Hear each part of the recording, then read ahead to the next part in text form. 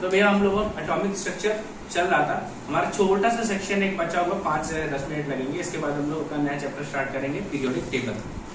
ठीक है, तो वो सेक्शन में देख लो पहले तो स्टेबिलिटी अगर हमें इलेक्ट्रॉन की चेक करनी हो। अच्छा, आपको कार्बन, नाइट्रोजन और नियॉन, इनके आप कॉन्फ़िगरेशन लिखें, इनके एटॉमिक नंबर ये लिखा है, आगे लिखें, इनके पीछे लिखें, अच्छे नहीं लगा।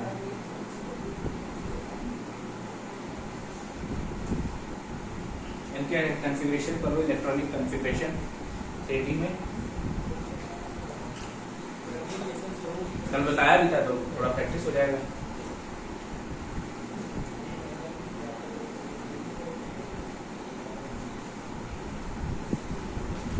किया भैया, कार्बन का अगर किया जाए तो 1s2 2s2 और 2p, कितने बचेंगे? 2।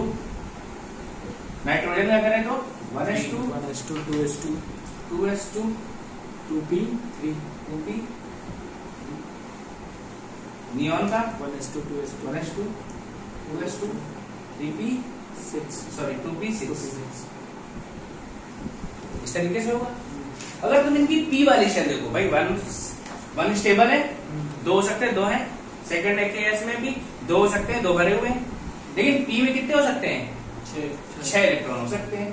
अगर आपको ऐसे फिगर बनाया जाए तो इसमें इलेक्ट्रॉन कितने हैं? 2 हैं। ऐसे नाइट्रोजन में बनाया जाए तो नाइट्रोजन के लास्ट शेल में कितने इलेक्ट्रॉन हैं? 3 इलेक्ट्रॉन है p में। एक इसे मत लो, एक इसे मत लो, इसमें मत लो। और भाई नियॉन में देखो, ये क्या है? 6 इलेक्ट्रॉन है, ये 6 भर दिए। अब इसमें आपसे पूछा जाए विच of the following is most stable, सबसे ज्यादा स्टेबल कौन सी होगी? भाई नियॉन तो उसने पहले बता दिया, नोबल गैस है, सबसे ज्यादा स्टेबल यही होगी। और इसमें क्या है? सारे इलेक्ट्रॉन फिल है, पूरी शेल भरी हुई है, तो ज्यादा स्टेबल माना जाएगा। लेकिन अगर आपसे अब इन दोनों में कंपैरिजन करने को बता दिया तो कौन सा ज्यादा स्टेबल होगा? नाइट्रोजन क्या है? पार्शियली स्टेबल है, कम से कम इसके बाद 3 शेल में एक इलेक्ट्रॉन तो है। यहाँ भाई साहब 2 ही है, बिलो पॉवर्टी लाइन चले गए। ये अमीर नहीं है लेकिन गरीब भी नहीं है, मेरा ठीक है, काम चल जाएगा। और नियॉन तो खैर अमीर आदमी है, तो कोई दिक्कत नहीं, मांगने नहीं जाना। हाँ, नाइट्रोजन हम किसी से मांगेंगे नहीं जाके, हम ऐसे ही काम चला लेंगे। हाँ, अगर कमा लिया तो कोई बात नहीं, नहीं तो नहीं करेंगे। हाँ, तो इसमें क्या होते हैं? ये लेस स्टेबल,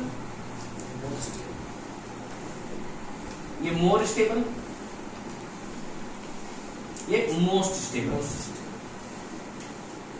सबसे ज्यादा रिएक्टिव कौन होगा? ठीक है, सबसे ज्यादा स्टेबल कौन होगा? ये होगा, फिर ये, फिर ये। अब देखो, इलेक्ट्रॉन की एनर्जी ज्यादा होने पर उसकी स्टेबिलिटी पे क्या प्रभाव पड़ता है? एनर्जी ज्यादा होने पर स्टेबिलिटी कम होती है। सही है, इलेक्ट्रॉन में एनर्जी ज्यादा होने पर स्टेबिलिटी कम होती है। बताया था ना, एक छात्र के जीवन में जितना ज्यादा पैसा होगा उसकी जेब में, वो उतना ही ज्यादा अनस्टेबल हो जाता है। भाई लिमिटेड घर से खर्चा मिल रहा है तो कोई दिक्कत नहीं, भाई वो क्या कर लेगा? अपना खा लो, पी लोगे, थोड़ा बहुत एक आधा दिन रहीना खाना हो जाएगा, बाहर रह लो। अब घर से आ रहा 50,000, रहीना खाना तो ठीक है, लेकिन अब खाना कहाँ होगा? होटल में होगा, किसी अच्छे होटल में होगा। डेली मॉर्निंग में हम लोग जो नाश्ता करेंगे वो सबवे में करेंगे, ठीक है। लंच में बढ़िया जाना है किसी 5 स्टार होटल में, 50,000 आ रहा, कोई और खर्चे भी नहीं तुम्हारे पास। या लंच में नहीं अच्छा लगे, डोमिनोज चले गए, शाम को बढ़िया किसी होटल में खाना खा लिया 300-400 रुपए में। इस तरीके से खाना खाते रहे, घर में खाना नहीं खाओगे। अब अच्छा, इन सब खाना खाने में एक प्रक्रिया और हो रही थी, क्या? आप डेली घर से निकल भी तो रहे थे, अब वहां तक जाने के लिए आप आधा घंटा पहले निकले और आधा घंटे लेट आए, वहां जाने पे 1 घंटा लगे, ऑर्डर प्लेस किया सबको, तो कितना घंटा? 2 घंटा बर्बाद किया एक बार आपने। फिर आप लंच में भी गए, फिर लंच में वही प्रक्रिया, डिनर में गए, डिनर में, तो ऐसे करते करते आपने 6 घंटे बर्बाद कर दिए। लेकिन जब आपकी जेब में पैसा नहीं था, आपने क्या किया? भाई बहुत ज्यादा थोड़ा पैसा है तो आपने एक मेड लगा ली, वो आके खाना बना दी, या टिफिन लगवा लिया। टिफिन लगवा लिया, सबसे इजी है, खाना आ जाए घर पे, चुपचाप अपना खाया, अपने पढ़ाई में लग गया, क्योंकि एक्स्ट्रा पैसा है नहीं घूमने के लिए, बिल्कुल भी पैसा नहीं है, तो हम लोग क्या करते हैं, खुद ही बना लिया। और खाना कितना बनाते हैं, एक टाइम बना लिया, दोनों टाइम खा लेते हैं, हो जाए। एटलीस्ट सब्जी तो इतनी बना ही लेते हैं कि 2 बार काम चल जाए। तो वैसे इलेक्ट्रॉन का हल है, इलेक्ट्रॉन के पास भी अगर एनर्जी बहुत ज्यादा हो जाएगी तो उसकी स्टेबिलिटी कम हो जाएगी। तो इसके लिए आप कैसे लिख सकते हो,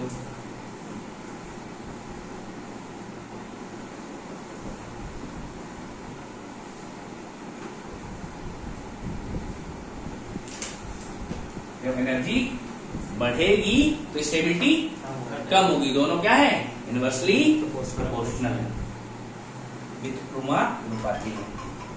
कोई दिक्कत क्या है, इसको नोट कर लो। एनर्जी ज्यादा हो गई, ठीक है। अच्छा, इसमें नोट कर सकते हैं स्टेबिलिटी ऑफ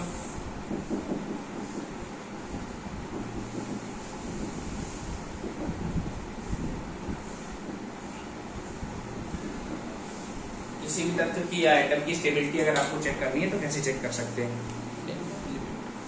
कोई दिक्कत है।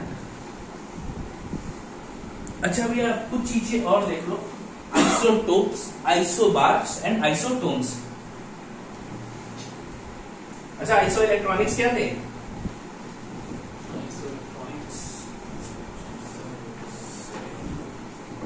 ऐसे एलिमेंट जिनमें सेम नंबर ऑफ इलेक्ट्रॉन्स हो उनको आइसो इलेक्ट्रॉनिक कहा जाता है। उसका मैंने एग्जांपल बोलते हैं आपको करवाया था। अब हम बात करते हैं किसकी, आइसोटोप्स।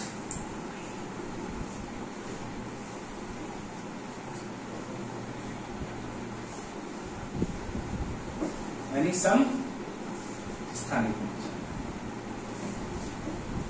आइसोटोप्स ऐसे एलिमेंट्स होते हैं जिनका एटॉमिक नंबर तो सेम होगा परंतु एटॉमिक मास डिफरेंट होगा। और इसके एग्जांपल में हमेशा एक ही एग्जांपल लिया जाता है, हाइड्रोजन का क्या, 1H1, 1H2, 1H3। ये क्या है, ये है प्रोटियम, ये है ड्यूट्रियम, ये है ट्राइटियम। अब इसमें आपको क्या दिख रहा है, जो पैर में लिखी हुई संख्या यानी एटॉमिक नंबर, ये क्या है, तीनों का सेम है, लेकिन एटॉमिक मास क्या है, 1 अलग है, 2 अलग और 3 अलग है।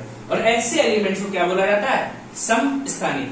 तो क्या, जिनका परमाणु संख्या समान हो और परमाणु भार अलग हो उन्हें समस्थानिक या आइसोटोप्स कहते हैं। क्या, same atomic number and different atomic mass.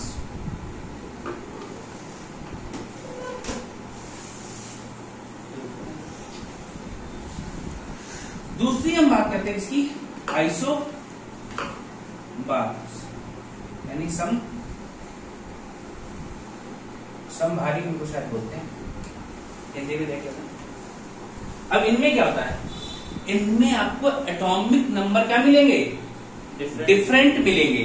परमाणु संख्या क्या होगी, डिफरेंट होगी, लेकिन परमाणु भार एक जैसा होगा। इसका एग्जांपल देते हैं हम लोग, आर्गन एंड कैल्शियम। आर्गन में क्या है, परमाणु संख्या 18 और कैल्शियम की परमाणु संख्या 20, लेकिन भार की बात की जाए ये 40 और ये 40, तो दोनों का मास कितना दिख रहा है, 40-40, एक जैसे दिख रहा है ना मास में, और एटॉमिक नंबर में डिफरेंट है, एक 18 है एक 20 है। और ऐसे एलिमेंट्स को कहा जाता है आइसोबार्स। तो क्या, इनमें लिखो same atomic mass, different atomic number.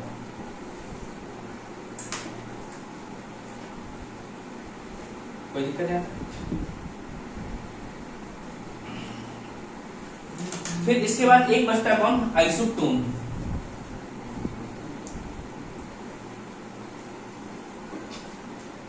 Isotone में क्या होता है, नंबर ऑफ न्यूट्रॉन सेम होते हैं, क्या, जिनमें से नंबर न्यूट्रॉन की संख्या क्या हो, सेम हो, प्रोटॉन अब क्या होता है, अब न्यूट्रॉन कैसे फाइंड करोगे? अब आपसे मैंने कहा नाइट्रोजन और ऑक्सीजन की बात करते हैं। तो नाइट्रोजन का एटॉमिक नंबर क्या है? 7 और इसका एटॉमिक मास 15। ठीक। ऑक्सीजन का एटॉमिक नंबर 8, एटॉमिक मास 16। अब आपको नंबर ऑफ न्यूट्रॉन्स निकालने तो कैसे निकालोगे? Atomic mass minus atomic number. Atomic mass को किससे लिखते हैं? ए से। एटॉमिक नंबर को जेड से। और 15 माइनस 7 बराबर 8। यही यहां भी देखो 16 माइनस 8 बराबर 8। ठीक है, न्यूट्रॉन्स आपको दिखाई दिए, दोनों में न्यूट्रॉन्स क्या है? सेम है। और इसी ऐसे एलिमेंट्स को बोलते हैं आइसोटोन्स। तो कोई दिक्कत क्या है? आइसोबार्स हो गए, आइसोटोप्स हो गए एंड आइसोटोन्स हो गए। यहां से भैया आपका ये चैप्टर खत्म हो गया है, कंप्लीट एटॉमिक स्ट्रक्चर। अब आपको नया चैप्टर स्टार्ट करना है, क्या? Periodic table. इसको नोट करिए।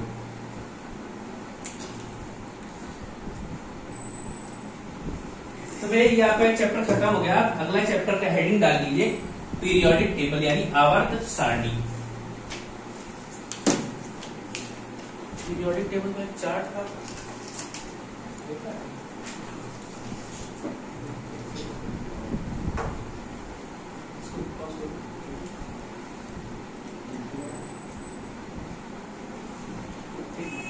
तो हम लोग को स्टार्ट करना है पीरियोडिक टेबल यानी आवर्त सारणी स्टार्ट करना है।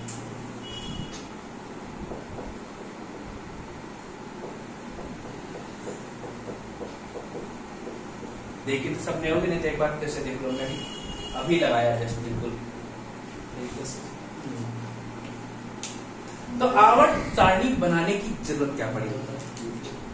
भाई पीरियोडिक टेबल जब बनाई गई, इसका ऐसा क्या रिक्वायरमेंट थी, लोगों को पीरियोडिक टेबल की जरूरत पड़ी? इसका क्या कारण हो सकता है? इतने सारे एलिमेंट थे, उनको मैनेज करना था, उनके बारे में पढ़ने के लिए आसान हो जाएगा, याद रखना थोड़ा आसान हो जाएगा, सेटल करना। इसलिए भाई आज की डेट में हमारी पीरियोडिक टेबल में लास्ट एलिमेंट 118 एलिमेंट्स हैं, लेकिन शुरुआती दौर में ये 56 थे। लेकिन उनको भी अरेंज करना बड़ा टफ होता है। भाई 56 लोग मिल जाओ, तुम्हें 56 लोगों की एक एक गुण पता होनी चाहिए। उनको ऐसे रखना। हाँ, तो ये तुम कैसे याद रखोगे? भाई याद करने में बड़ा मुसीबत हो रही थी, तो कैसे याद करोगे तुम? अब तुमसे पता कह दिया गया कार्बन की तुम्हें इलेक्ट्रोपॉजिटिविटी, इलेक्ट्रोनेगेटिविटी, उसके क्या कंपाउंड्स बनेंगे, उससे क्या नुकसान है, क्या फायदे हैं, सब कुछ तुम्हें एक साथ याद करना है। अब एक कार्बन हो अकेला तो याद कर लो, फिर तुम्हें hydrogen, helium, lithium, beryllium, boron, carbon, ये सब तुमको याद करने। अब इसके लिए क्या किया जाए? तो इसके लिए साइंटिस्ट ने क्या किया, अलग अलग प्रयोग करना शुरू किया और इनको अरेंज करने का प्रयास किया। जिससे क्या हो, अगर इनको एक ग्रुप में अरेंज कर दिया जाए, भाई कुछ ऐसे लोग, अब हमने क्या किया, 10-20 लोग थे, 20 लोगों में सबके अलग अलग गुण हैं, सबके अलग अलग गुण। तो मैंने क्या किया, उसमें 4 लोग ऐसे चुने जिनके सिमिलर हो, बिल्कुल सेम नहीं होंगे, एक जैसे गुण तो हो ही सकते हैं। भाई बिल्कुल सेम तो किसी भी चीज को होना संभव नहीं है, लेकिन एक जैसे 4 तो उठा सकते हैं कि जिनमें कुछ सिमिलरिटीज तो होंगी। भाई 10 गुण मिलाने थे, 10 में से हमने 8 मिला दिए। भाई शादी के लिए जाते हैं, कुंडली मिलाओ, पूरे गुण मिलाए जाते हैं, कभी किसी के पूरे गुण मिलते हैं? नहीं मिलते। तो कहना अच्छा जिसकी ज्यादा से ज्यादा मिल जाए उसको रख लिया जाए, उसको सेलेक्ट कर लिया जाए। वही हाल यहां भी है। हमने कहा ये 20 लोग थे, 20 लोगों में ऐसे 4 लोग चुनने जिनमें कुछ सिमिलरिटीज हो। तो ऐसे 4-4 के ग्रुप हमने कितने बन जाएंगे, उसमें 5 ग्रुप बना लिए। अब हमें पता है मैंने जिस ग्रुप को बनाया है उसकी कुछ ना कुछ खासियत थी।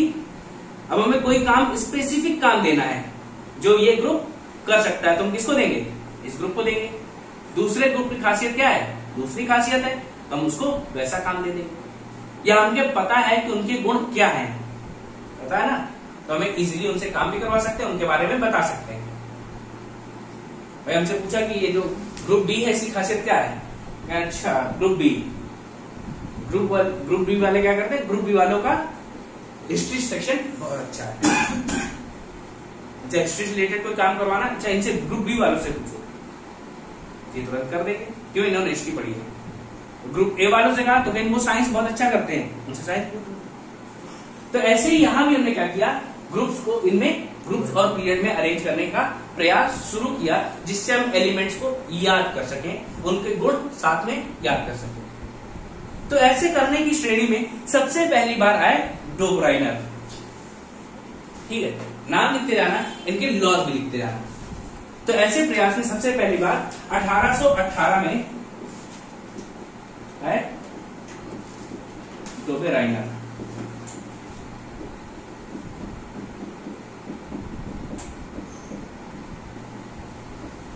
तो डोब्राइनर जी है, तो इन्होंने अपना एक लॉ दिया जिसे कहा जाता है लॉ ऑफ ट्राइड्स। क्या लॉ ऑफ ट्राइड्स कहा जाता है।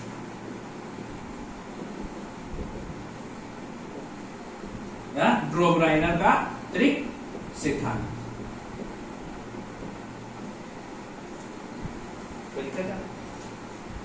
अब इन्होंने क्या कहा, इन्होंने कहा कि मैं ऐसे 3 एलिमेंट्स लूंगा। क्या 3 एलिमेंट्स लूंगा, कोई भी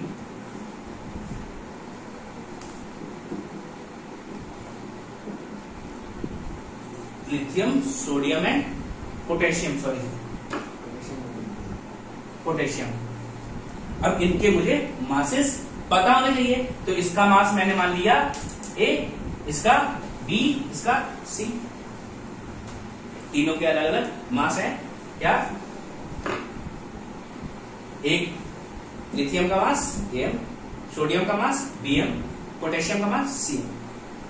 तीनों ने हमें यह बताया कि पहले और आखिरी का मास का अगर हम एवरेज निकालें तो बीच वाले का मास हमें पता चल जाएगा।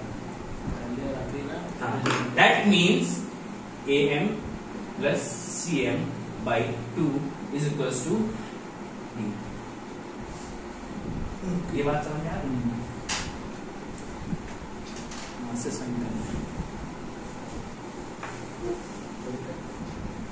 अगर क्या करें, हम पहले का मास और आखिरी वाले के मास का एवरेज निकालें तो क्या हो जाएगा, हमें बीच वाले का मास पता चल जाएगा। ये सिद्धांत किसने दिया, ये सिद्धांत दिया डोब्राइनर ने। ठीक है, तो क्या किया इन्होंने, ट्रिपलेट्स बनाए थे, 3 एलिमेंट्स एक साथ रख के प्रयास किया। कोई दिक्कत है यहाँ तक? हाँ, इनके क्या लिखे हुए हैं, मास लिखा हुआ है Am, Bm, Cm। तीनों के द्रव्यमान है, उनके द्रव्यमान में पहले का द्रव्यमान और आखिरी वाले के द्रव्यमान का जब हमने औसत निकाला तो जो हमें प्राप्त हुआ वो औसत किसका होगा, बीच वाले का द्रव्यमान होगा।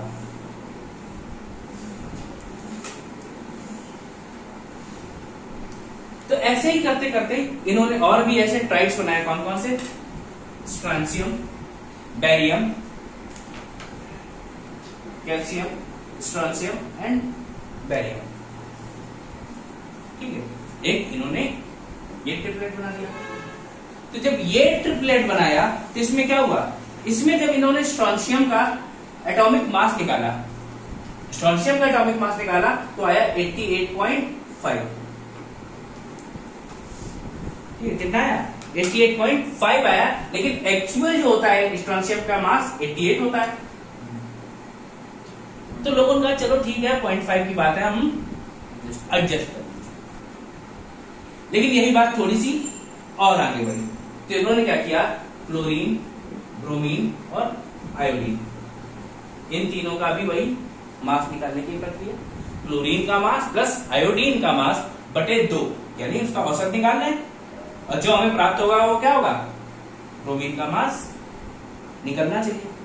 लेकिन यहां पे भैया क्या हो गया, ये गड़बड़ हो गया। ब्रोमीन का जो मास होता है लगभग 80 होता है। कितना होता है, 80 होता है। लेकिन हमें मिला क्या था, 81.25। तो कितना डिफरेंस आ रहा है, 1.25 का। भाई थोड़ी बहुत माइनॉरिटी होती तो चलो एडजस्ट कर लेते। इसमें क्या किया इन्होंने, ये और फेल हो गया, यहां पे इनका फेल होना शुरू हो गया। फिर इन्होंने क्या किया, एक और ट्राइड बना दिया, सल्फर, सेलेनियम एंड टेल्यूरियम का, और वहां पे ये पूर्ण तरीके से फेल हो गया। पहले में तो बढ़िया अच्छा लग रहा था, कोई दिक्कत नहीं। लिथियम का तुम निकालोगे तो लिथियम का क्या होता है? हा ही ली 3 नंबर, इसका मास 7। पोटेशियम कितना नंबर होता है?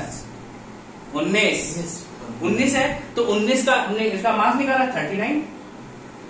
9 7 16, 3 1 4, भाई दोनों का ऐड किया 46 आएगा। 2 से भाग करो कितना बचेगा? 23 होता है। यहाँ पे जो बहुत बढ़िया फिट हो रहा था, कोई दिक्कत नहीं हो रही थी, लेकिन जैसे जैसे हम आगे बढ़ते गए ये चीजों में इफेक्ट आने लगा, थोड़ा थोड़ा माइनर चेंज होते होते ये बहुत ज्यादा बढ़ गया और आगे चल के ये फेल हो गया। ठीक है, तो ड्रोब्राइनर का क्या सिद्धांत है? Law of tribes. ये याद रखना, कब दिया? 1818 में। डेट इसकी ना भी याद रखो, कोई दिक्कत नहीं है, बाई चांस होता है कि पूछ ले तो कोई भरोसा नहीं है, लेकिन ये ध्यान रखना लॉ ऑफ ट्राइब्स किसने दिया है? सिद्धांत ड्रोब्राइनर ने दिया है। इसमें इन्होंने क्या बताया था? पहले और तीसरे का जब हम मास निकालेंगे, उनका औसत निकालेंगे, तो हमें प्राप्त होगा क्या होगा? बीच वाले का मास होगा। पहले में भी सफल हो गया लिथियम, सोडियम एंड पोटेशियम में, लेकिन उसके बाद ये धीरे धीरे कमी आती गई। कोई दिक्कत है यहाँ पर? इसको नोट कर लो। ये एनी का भी है, वो क्या एक देखो, एक ट्राइड और है, कौन सा? सल्फर, सेलेनियम और टेल्यूरियम। ये भैया याद रखना, ये पूछे गए हैं पेपर में, which of the following is not the tribes of ड्रोब्राइनर। अब भाई 3 में से 4 में से 3 दे देगा, 1 नहीं देगा, या हो सकता है तुम में से कोई एक ये दे दे, पूछ ले कौन सा इसमें से ड्रोब्राइनर के सिद्धांत का पालन कर रहा है, तो तुम्हें अगर पता हो तो यही है। 2 में से 20 हाँ, 2 में से 20 निकलेगा? नहीं निकलेगा, नहीं भैया, याद करो यही 4 ही बताए थे उन्होंने। 5वां जब वो बताने बैठे तो बिल्कुल ही फेल हो गया भाई। यहाँ भी चेंज आता जा रहा धीरे धीरे। तो भैया ये अभी तक का काम ड्रोब्राइनर जी ने कर दिया था, लेकिन इनमें क्या हुआ? सभी ये ट्राइब्स नहीं बना पाए और ये यहाँ फेल हो गए, और अभी तक नोबेल गैसेस की खोज नहीं। अगली बात करते हैं किसकी? 1865 में एक नया साइंटिस्ट है, इन्होंने कहा रुको, तुमसे नहीं हो पाया, आई विल डू इट, अब अपन करेगा। वो कौन थे? न्यूलैंड।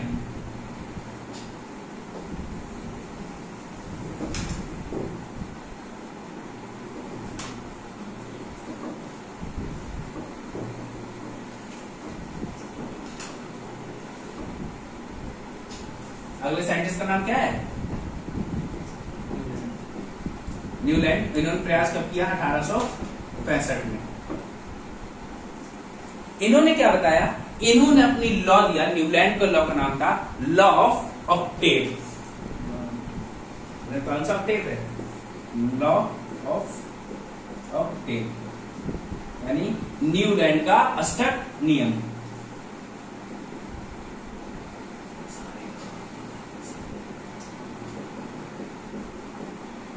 अब ये भैया अष्टक नियम क्या था, ये हमें देखना है। तो इसमें इन्होंने क्या कहा, देखो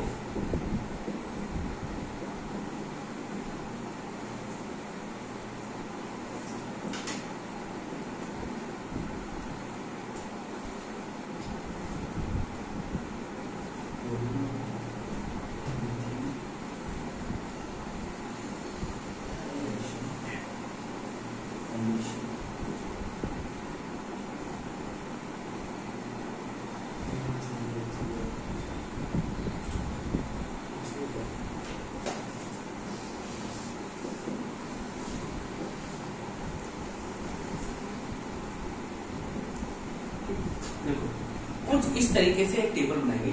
अब न्यूलैंड का ऑक्टेव नियम क्या था? इन्होंने क्या बताया? जो पहला एलिमेंट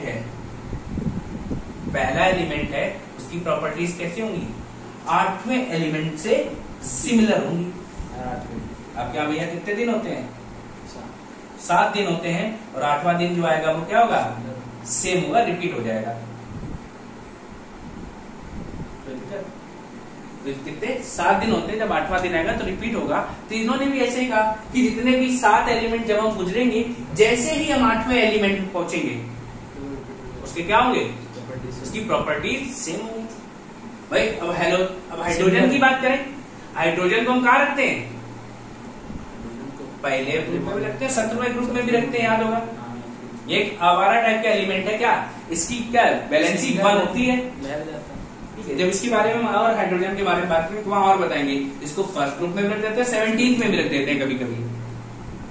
तो यहाँ भी पहला एलिमेंट क्या था? हाइड्रोजन ही था। तो हाइड्रोजन की वैलेंसी 1, कैल्शियम क्लोरीन की 1, फ्लोरीन की 1।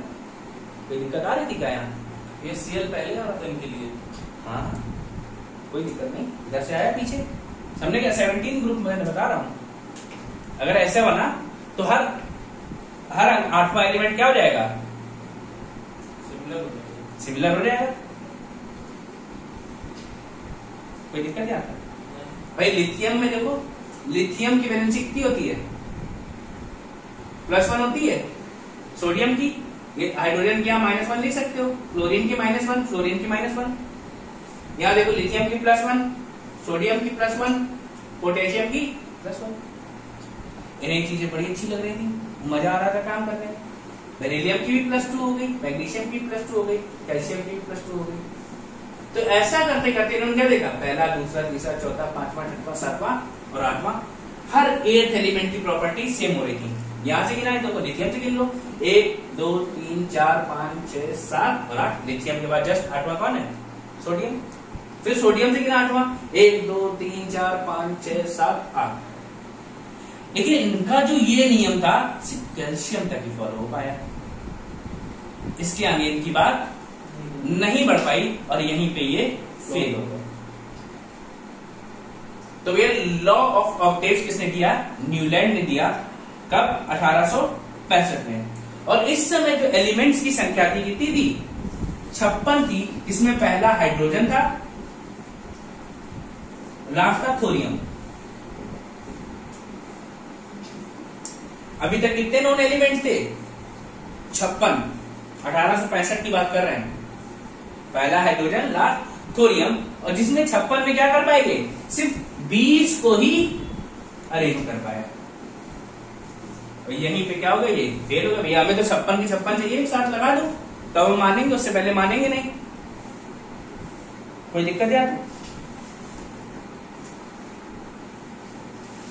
तो लिख लो इसमें law of octaves. Law of octaves only followed up to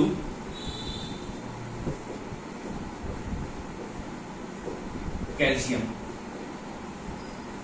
Octave या न्यूलैंड का अष्टक नियम सिर्फ कैल्शियम तक ही लागू हो पाया। इसके पश्चात यह कार्य नहीं किया। ठीक भैया, तो ये क्या है? ये लॉ ऑफ ऑक्टेव्स है। और क्या इन्होंने बताया था? इन्होंने ये भी बताया क्या? पहले एलिमेंट की प्रॉपर्टी 8वें एलिमेंट की प्रॉपर्टीज क्या होंगी? सिमिलर होंगी। ये स्टेटमेंट जरूर लिखना। The properties of first element is similar to the 8th element. कोई दिक्कत है यहाँ पर? तो पहले एलिमेंट की प्रॉपर्टीज होंगी वो 8वें की होंगी। तो भैया हाइड्रोजन की क्लोरीन से कर दी, लिथियम की सोडियम से, बेरिलियम की मैग्नीशियम से, बोरॉन की एल्यूमिनियम से, कार्बन की सिलिकॉन से, नाइट्रोजन की फास्फोरस से, ऑक्सीजन की सल्फर से। ऐसे इन्होंने करते गए। लेकिन ये बात क्या हुआ? कैल्शियम के आगे ये फॉलो नहीं हो पाया। तो भैया इसको नोट कर लो, न्यूलैंड का अष्टक नियम। ठीक है, तो इस क्लास में हमने 2 नियम पढ़ लिए हैं। आगे हमें क्या पढ़नी है? मेंडलीव पीरियोडिक टेबल एंड मोजले पीरियोडिक टेबल। इसको हम अगली क्लास में देखेंगे।